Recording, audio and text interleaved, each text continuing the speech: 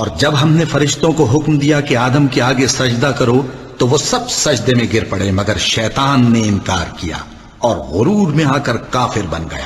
اور جب ہم نے ان سے کہا کہ اس گاؤں میں داخل ہو جاؤ اور اس میں جہاں سے چاہو خوب کھاؤ پیو، اور دیکھنا دروازے میں داخل ہونا سجدہ کرتے ہوئے اور حطوۃ کہنا، ہم تمہارے گناہ معاف کر دیں گے اور نیکی کرنے والوں کو اور زیادہ دیں گے۔ اور ہم نے موسیٰ کو کتاب عنایت کی اور ان کے پیچھے یکے بعد دیگرے پیغمبر بھیجتے رہے، اور عیسیٰ ابن مریم کو کھلے نشانات بخشے اور روح القدس یعنی جبرائیل سے ان کو مدد دی۔ تو کیا ایسا ہے کہ جب کوئی پیغمبر تمہارے پاس ایسی باتیں لے کر آئے جن کو تمہارا جی نہیں چاہتا تھا تو تم سرکش ہو جاتے رہے، اور ایک گروہ انبیاء کو تو جھٹلاتے رہے اور ایک گروہ کو قتل کرتے رہے؟ اور جب اس سے کہا جاتا ہے کہ اللہ سے خوف کر تو غرور اس کو گناہ میں پھنسا دیتا ہے، سو اس کو جہنم کافی ہے اور وہ بہت برا ٹھکانہ ہے۔ اور اللہ ہی کی عبادت کرو اور اس کے ساتھ کسی چیز کو شریک نہ بناؤ، اور ماں باپ اور قرابت والوں اور یتیموں اور ناداروں اور رشتہ دار ہمسایوں اور اجنبی ہمسایوں اور پاس بیٹھنے والوں اور مسافروں اور جو لوگ تمہارے قبضے میں ہوں سب کے ساتھ حسن سلوک کرو،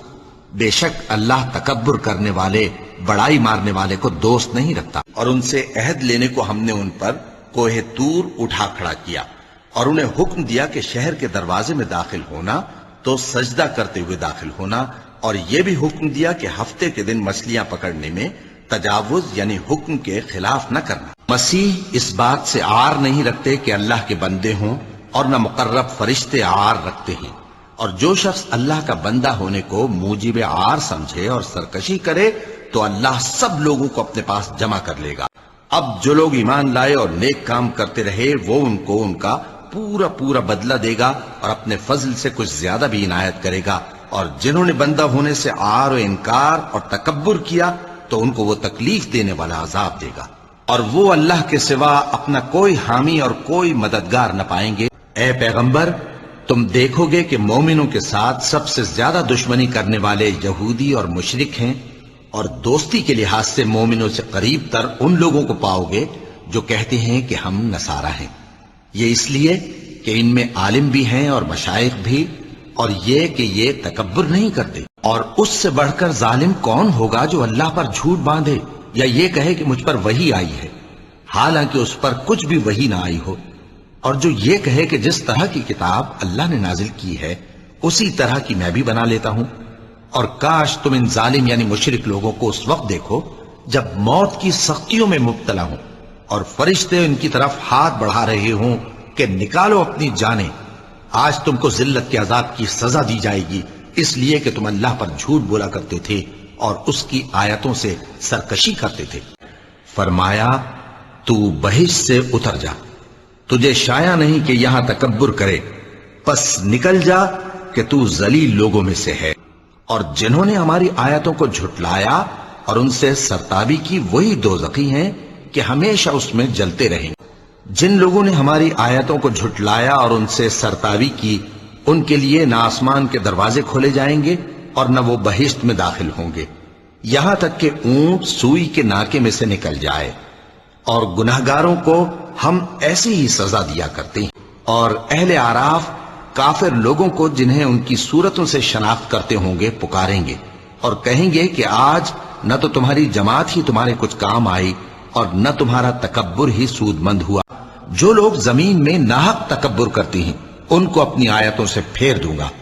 اگر یہ سب نشانیاں بھی دیکھ لیں تب بھی ان پر ایمان نہ لائیں، اور اگر بھلائی کا رستہ دیکھیں تو اسے اپنا رستہ نہ بنائیں، اور اگر برائی کی راہ دیکھیں تو اسے رستہ بنا لیں، یہ اس لیے کہ انہوں نے ہماری آیات کو جھٹلایا اور ان سے غفلت کرتے رہے۔ اور یاد کرو جب ان سے کہا گیا کہ اس شہر میں سکونت اختیار کر لو اور اس میں جہاں سے جی چاہے کھانا پینا،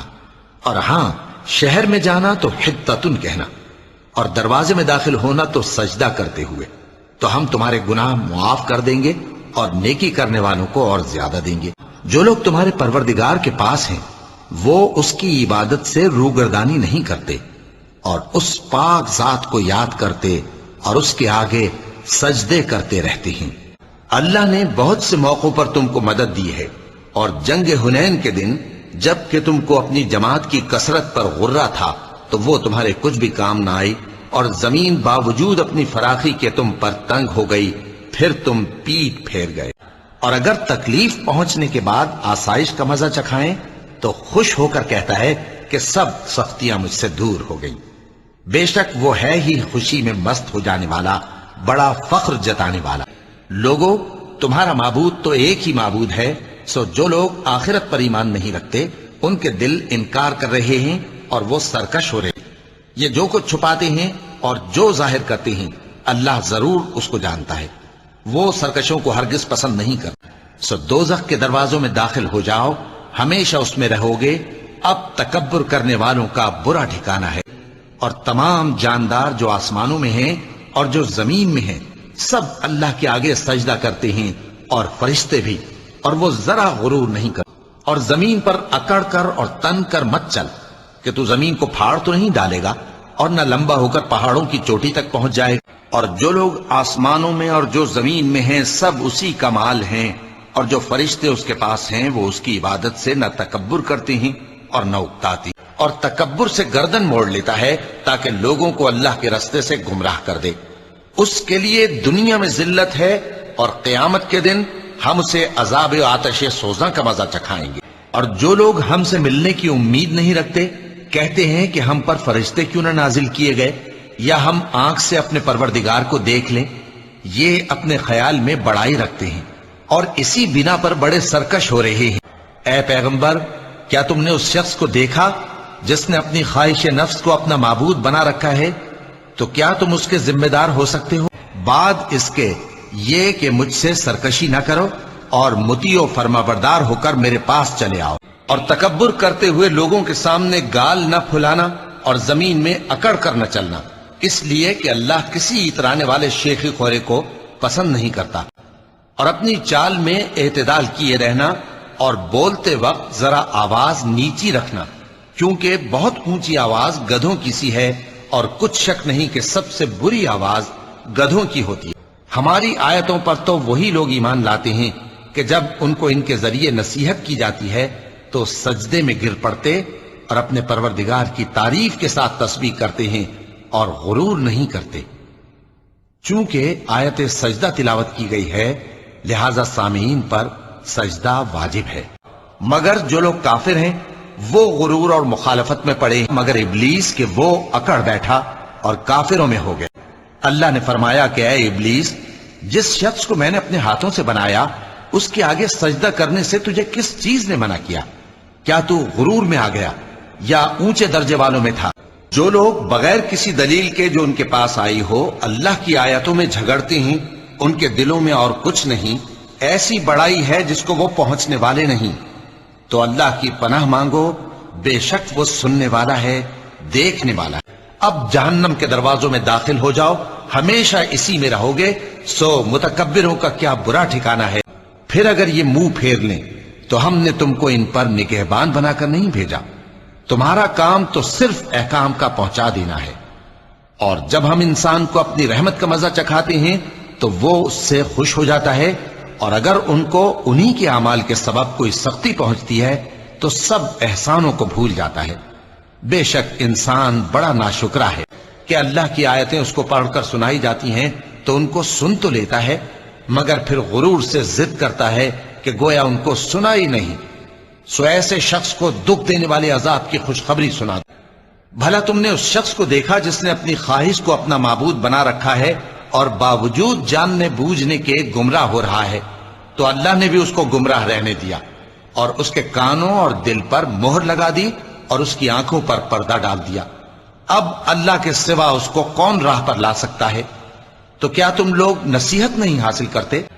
کہو کہ بھلا دیکھو تو اگر یہ قرآن اللہ کی طرف سے ہو اور تم نے اس سے انکار کیا، اور بنی اسرائیل میں سے ایک گواہ اسی طرح کی ایک کتاب کی گواہی دے چکا اور ایمان لے آیا اور تم نے سرکشی کی، تو تمہارے ظالم ہونے میں کیا شک ہے؟ بے شک اللہ ظالم لوگوں کو ہدایت نہیں دیتا۔ اور جس دن کافر دوزخ کے سامنے کیے جائیں گے تو کہا جائے گا کہ تم اپنی دنیا کی زندگی میں لذتیں حاصل کر چکے اور ان سے لطف اندوز ہو چکے، سو آج تم کو ذلت کا عذاب دیا جاتا ہے۔ یہ اس کی سزا ہے کہ تم زمین میں ناحق غرور کیا کرتے تھے،